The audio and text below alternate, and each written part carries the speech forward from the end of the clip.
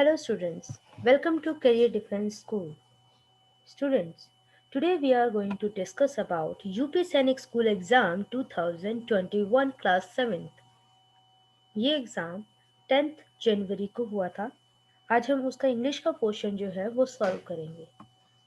As you know that UP सैनिक school में approx 50 questions आते हैं इंग्लिश से रिलेटेड. ठीक है, so let's start. First of all हमारे पास क्या आता है, रीडिंग कॉम्प्रिहेंशन. इसको करने के लिए हम क्या करेंगे, सबसे पहले पैसेज को रीड करना है? नहीं, उससे पहले हम क्या करेंगे, क्वेश्चंस रीड करेंगे. Okay, so first question is, where did the student get education long ago? Second question, usually the student used to join the ashram at the age of. Question पढ़ने का मतलब ये है कि हमें पता लग जाए कि पैसेज में से हमें ढूंढना क्या है exactly. So read the question very carefully. Third question, from where did the ashram receive grant and aids? Fourth, where were the ashram located? And the last one, give the verb of advice. Question हमने सुन लिए, अब हम करेंगे passage को read. सो passage में क्या है, एक आश्रम के बारे में है कि आश्रम क्या होते थे, कैसे उनका सिस्टम था. सो long long ago there was no school or colleges in the way they are now. Every sect would admit a few students who stayed with him for at least 12 years and received instruction from him. Such places were called ashrams. Usually students used to join the ashram at the age of 8 and completed their education by 20. There were no fee.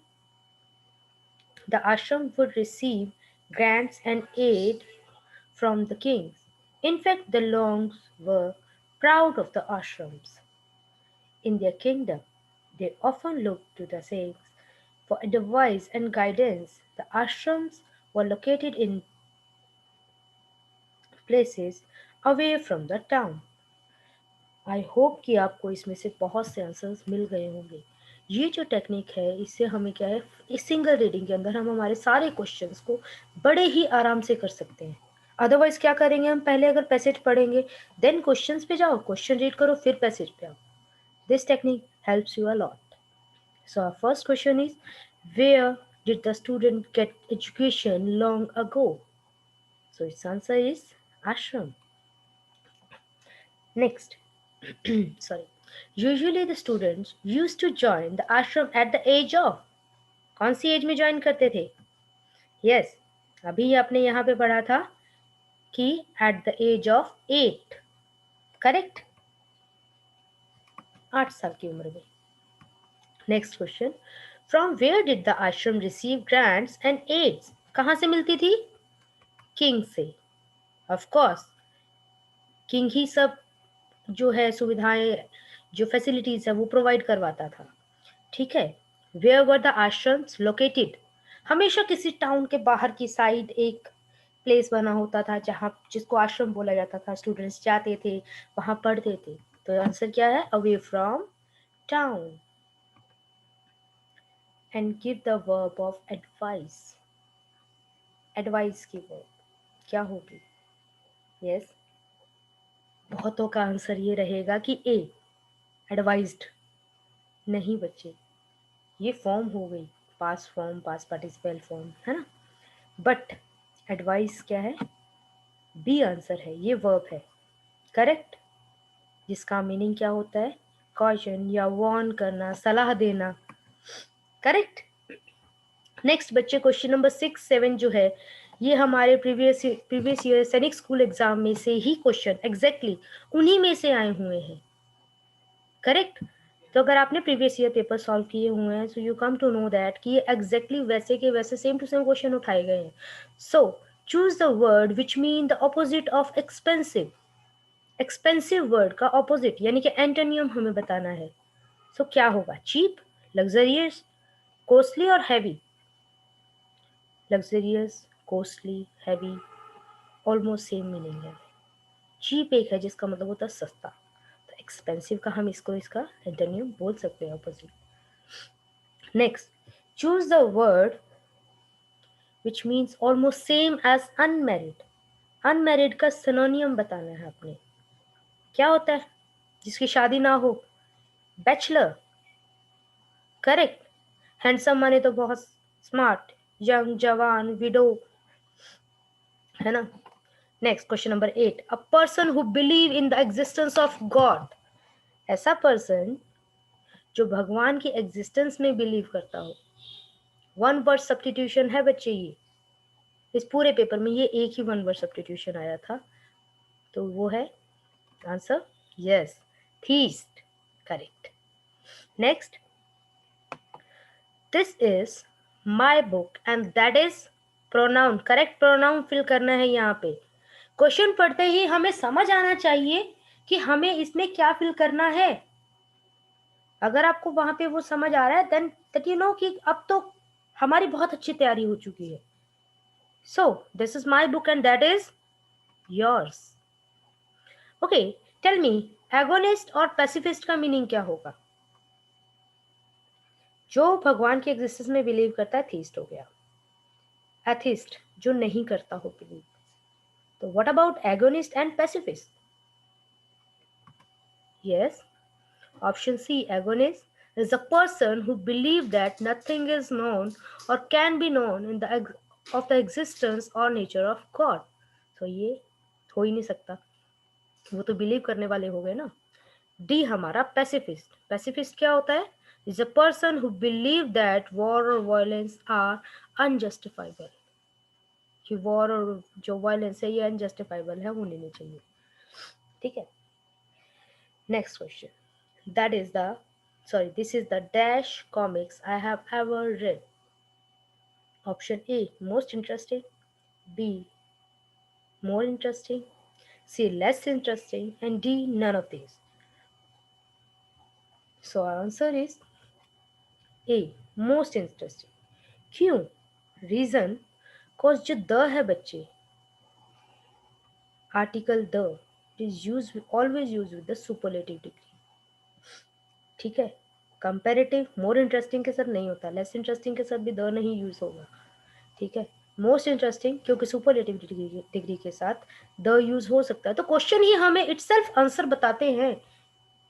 अगर हम उसको ध्यान से पढ़ेंगे definitely वो हमें correct answer देंगे. So next is really very easy. Correct spelling word. The word address. Address के हमें 4 अलग अलग तरीके से स्पेलिंग दिए हुए हैं. We need to find the correct one. So its answer is of course A, address. Correct. Next, what is the synonym of word has? क्या होता है इसका मतलब? बहुत जो स्टूडेंट है जिन्होंने जो गेम खेलते हैं उनको डेफिनेटली इसका मीनिंग पता होता है ना. मीन हरी. हरी यानी जल्दबाजी. करेक्ट.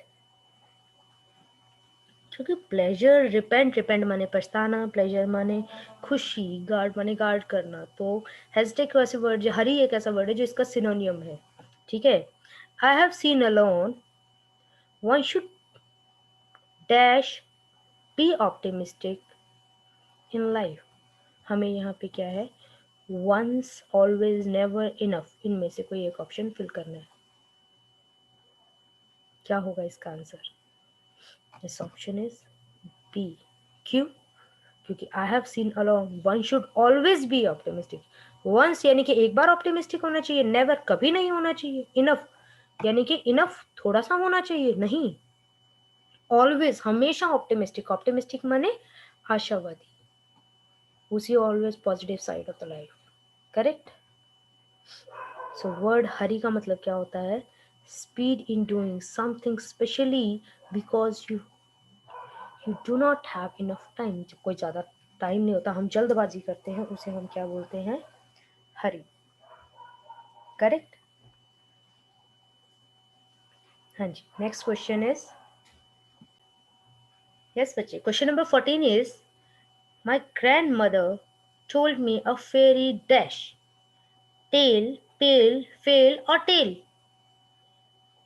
ये होमोफोन्स आ गए हमारे पास, एक तरीके से दो सेम दे दिए आंसर। इन दोनों में से पेल और फेल का तो दूर दूर तक कोई रिश्ता नहीं है। Elimination technique we can use, है ना।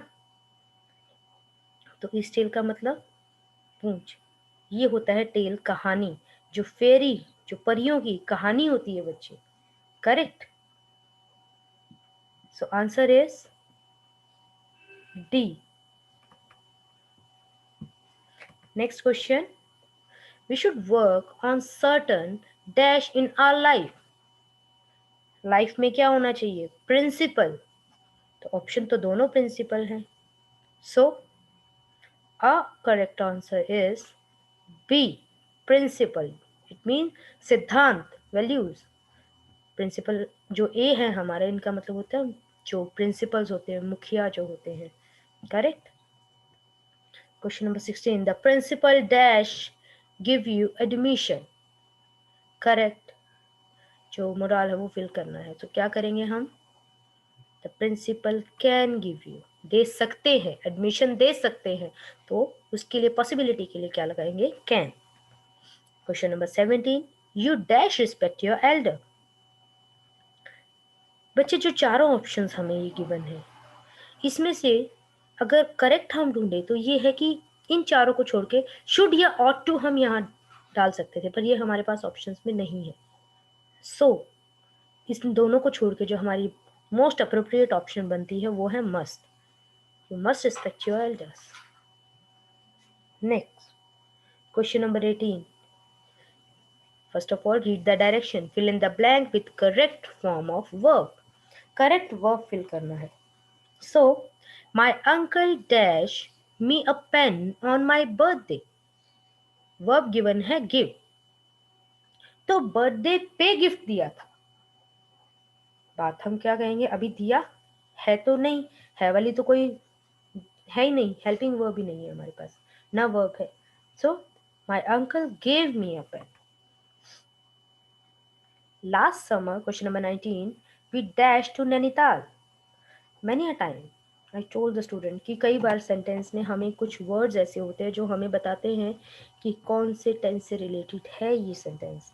सो लास्ट समर अपने आप में बता रहा है कि ये कौन सा है? पास्ट का। करेक्ट।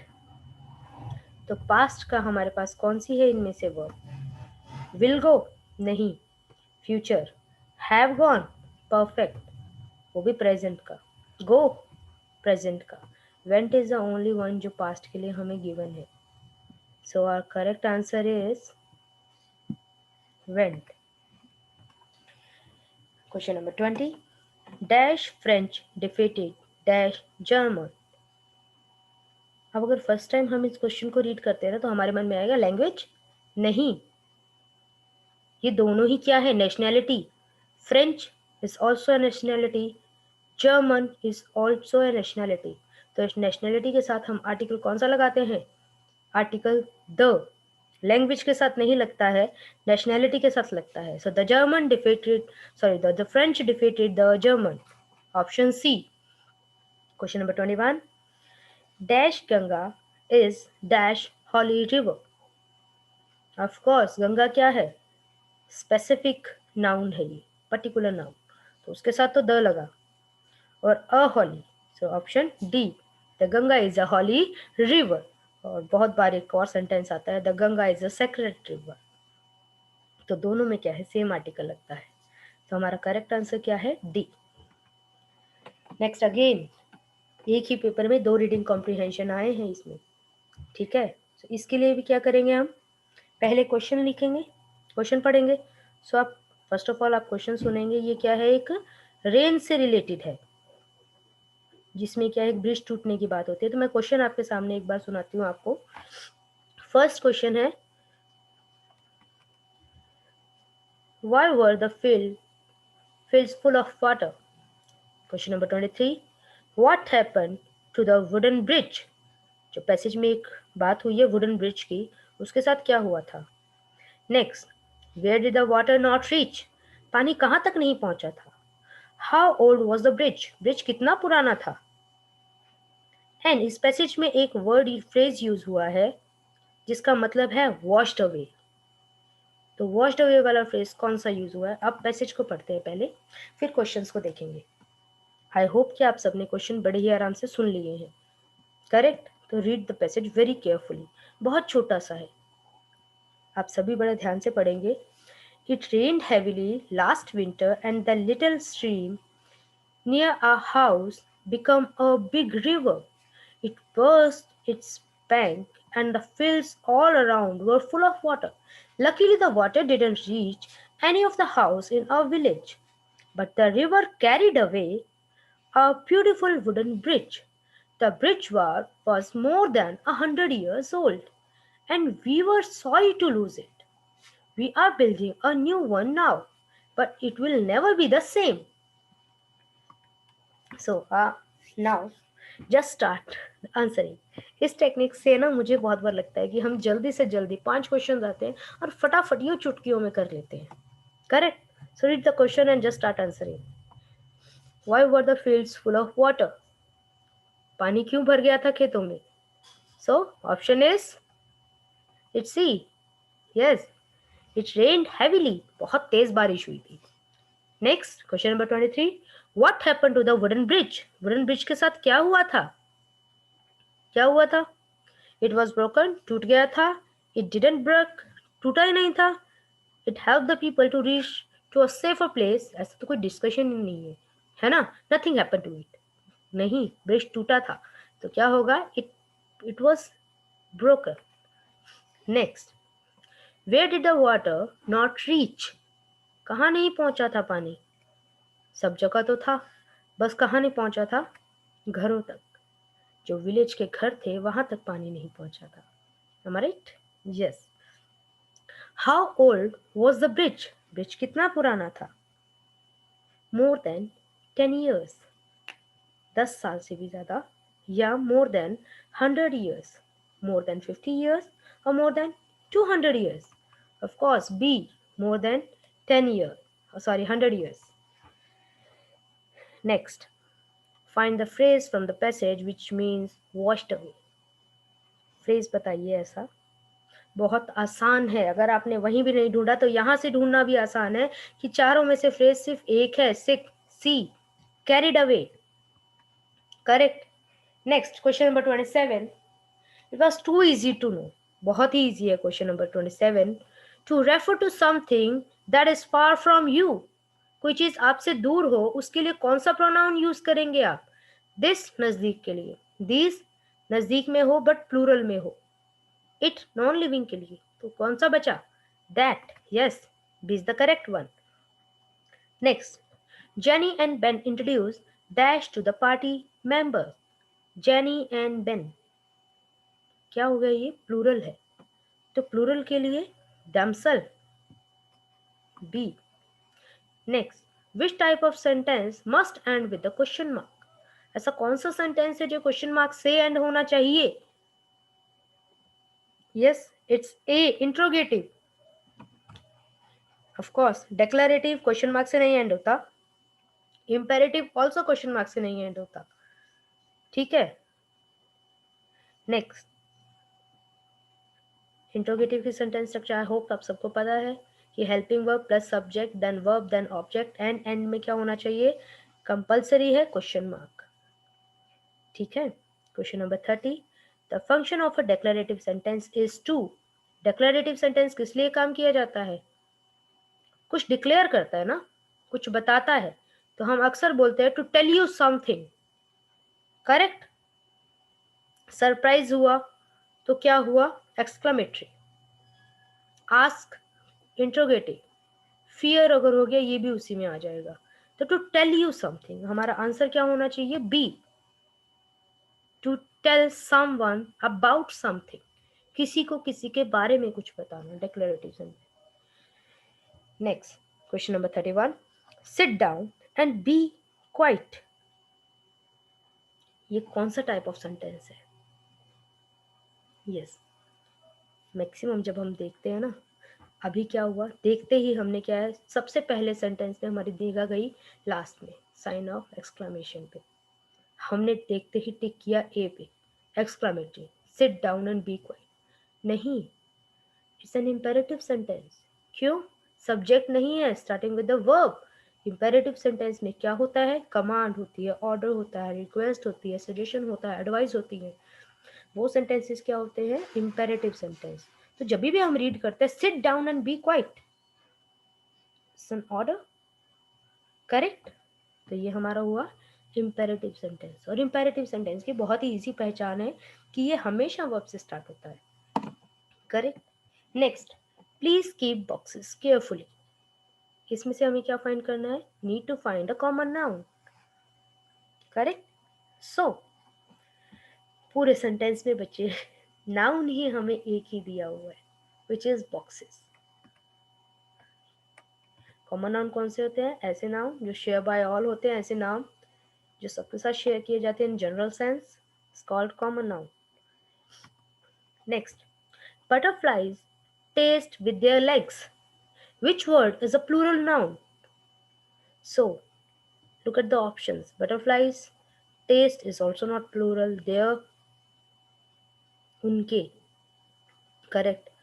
This is pronoun.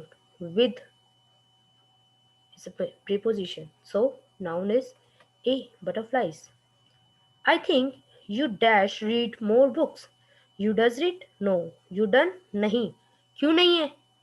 क्योंकि डन के साथ हमें यह कुछ और चाहिएगा, हेल्पिंग वर्ब। और डज अकेला आता नहीं है, डज अगर लगाना है तो नॉट वगैरह कुछ, है ना? मस्ट बीन बिल्कुल भी नहीं हो सकता, ठीक है, क्योंकि मोडाल मोडाल के साथ थर्ड फॉर्म नहीं लग सकती। तो बचा must, option B, you must read some books या more books. Okay, next is what dash the doctor's advice to the patient. हमें क्या फिल करना है? Helping verb. So were are दोनों ही क्या है? प्लूरल है, as you can see both are plural. And am किसके साथ यूज होता है? आई के साथ। बचा is. So correct answer is correct. The captain dash present as well as the player. तो कैप्टन के साथ क्या आएगा? कौन सा हेल्पिंग वर्ब आना चाहिए?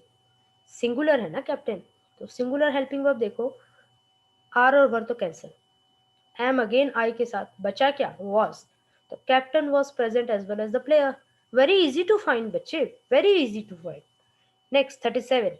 Elimination technique helps you a lot to find the answer. Question number 37. They dashed their friends yesterday. Again, word yesterday will tell you कि ये कौन सा टेंस है। Yesterday use for the past. Past की हमारे पास चार ऑप्शंस में से क्या है? ना A है, ना C है, ना D है। A भी present indefinite.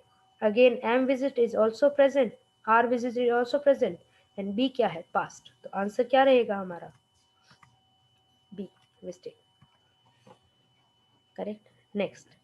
Question number 38. Sonali's marks are the dash in the class. High, high क्या है? एडजेक्टिव है। अब करेक्ट एडजेक्टिव फिल करना है। हमारे पास ऑप्शन देखो, पहले तीन, A B C D, high, higher और हाईएस्ट। तो अगेन द लगा है। ये क्वेश्चन हमने पहले भी अभी किया है, अभी पीछे एक आया था कि द किसके साथ लगता है? एडजेक्टिव में द लगता है सुपरलेटिव डिग्री के साथ। डिग्री हमारे पास कितनी होती है? तीन होती है, पॉजिटिव, कंपैरेटिव और सुपरलेटिव। फर्स्ट हमारी पॉजिटिव डिग्री है, हाई। सेकंड कंपैरेटिव, जो कि दो नाउन के बीच में comparison. Third is superlative. So our answer is C, correct answer, correct. Next, Rachna is a dash girl. Normally किसी की क्वालिटी है, तो कंपैरेटिव तो नहीं लग सकती, सुपरलेटिव भी नहीं लग सकती। So answer pretty. ये हमारी सुपरलेटिव, ये हमारी positive. Next, fill in the blank with is, am, are, has, have. Choose the right answer from the given alternative. Simply. Again आपको helping verb या जो option जो given है ये fill करनी है, sentence complete करना है, nothing else. तो question number 40 में क्या है? They dash my friends. They. Subject क्या बता रहे हैं? Subject क्या है? Plural. So, plural की helping verb हमारे पास इन चारों में ही एक है, are. करेक्ट। हैज भी क्या है, सिंगुलर के लिए लगना है ना। इज भी सिंगुलर के लिए, आई भी, प्लूरल के लिए क्या है, are. So correct answer is A. Next, Ramu dash a good boy. Ramu subject हमारा क्या है, सिंगुलर। सो सिंगुलर के लिए कौन सी सिंगुलर हेल्पिंग वर्ब चाहिए। सो सिंगुलर क्या है, Ramu is a good boy. Am नहीं हो सकता, आर नहीं हो सकता बिल्कुल। हैज का मतलब होना, परफेक्ट के लिए लगेगा हैज तो, है ना। थर्ड, उसके साथ वर्ब की थर्ड फॉर्म भी चाहिए होगी, नहीं है यहाँ पे। Next question number 42, meaning of the word wishful is. बहुत ही इजी पेपर था बच्चे, ये बहुत इजी पेपर। ठीक है, meaning of the word wishful. Wishful क्या होता है बच्चे, हैप्पी का ऑपोजिट होता है विशफुल एंटोनियम में। सो क्या होगा इसका आंसर, यस, सैड। मतलब फीलिंग और showing sadness because you can't have what you want. जो हम चाहते हैं जब हमारे पास वो नहीं होता, तब हम इसको यूज करते हैं word wishful. Wishful. Next 23, dash always stood first in his class. Pronoun fill करना है। ऑफ कोर्स यहाँ पे हमें सब्जेक्टिव प्रोनाउन देना है, और चारों ऑप्शन में जो है हमारे पास सब्जेक्टिव प्रोनाउन ही है। दे लगेगा प्लूरल के लिए। तो अगर सेंटेंस में देखोगे एंड में हमें हिज दिया हुआ है, तो हिज का सब्जेक्टिव प्रोनाउन क्या बनता है, हिज क्लास। तो ही की तो हिज क्लास बन गई, यू की तो नहीं बनी, ना वी की ना दे की। सो correct answer is D. Next, my father dash is an American firm, in an American firm. करते हैं, काम करते हैं प्रेजेंटली। तो इज अकेला ए ऑप्शन जो है वर्किंग नहीं लग सकता, क्योंकि इसके साथ हेल्पिंग वर्ब चाहिए, नहीं है हमारे पास। डज वर्क हो ही नहीं सकता, या तो डजंट वर्क हो तो चले, अदरवाइज डज वर्क बन ही नहीं सकता, क्योंकि डज के साथ नॉट चाहिए, या फिर ये इंट्रोगेटिव होता तो ये भी आंसर नहीं है हमारा, नन ऑफ दिस नहीं हो सकता। वर्क्स प्रेजेंटली काम कर रहे हैं, करते हैं, करेक्ट। तो C is our correct answer. Next question number 45, I dash a puppy on the road. Verb C. C की हमें करेक्ट वर्ब की फॉर्म फिल करनी है। मैं रोज रोड पे पपी देखता हूँ, सी। ए नहीं लग सकता, विल सी नहीं हो सकता, देखूंगा नहीं। सीन वर्ब की थर्ड फॉर्म डेफिनेटली नहीं लगेगी। तो आंसर क्या हुआ, डी, सा। I saw a puppy on the road. मैंने एक पपी देखा रोड पे, एक्शन हो चुका था। So we are going to use saw. Next is question number 46, can I borrow dash sugar. तो लिटिल शुगर नहीं, a few. Option B, some sugar. क्यों, क्योंकि शुगर क्या है, अनकाउंटेबल नाउन है। Next question number 47, he got too tired dash overwork। ज्यादा काम से। अब देखो बच्चे, क्वेश्चन को आइडेंटिफाई करना, कंजक्शन फिल करना है ना करेक्ट। तो हमें जब पहले रीजन दिया गया हो, पहले इफेक्ट दे दिया और फिर रीजन दिया हो, तो हम बीच में जो कंजक्शन लगाते हैं वो ऑलवेज बिकॉज होता है। अब बिकॉज ऑफ या दोनों ही ऑफ है, तो ये वाला ऑफ क्यों आएगा, क्योंकि इस ऑफ का मतलब होता है सेपरेशन प्रीपोजिशन में, है ना। तो ये वाला तो ऑफ कोर्स नहीं आ सकता, है ना। तो बचा यानी कि हमारा option A, he got too tired because of overwork।